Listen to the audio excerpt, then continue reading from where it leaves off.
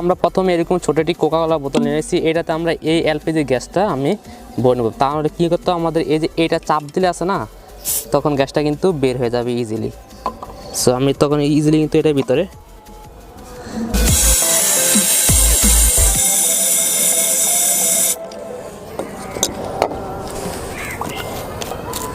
এটা কিন্তু একদমই ফুললি ঠান্ডা একটা গ্যাস।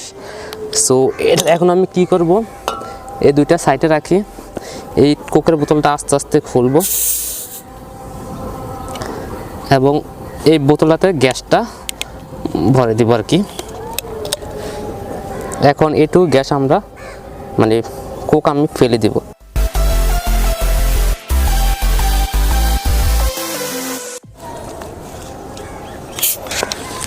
এখন আমি এই যে এটা আমি ভিতরে ভরে দিলাম।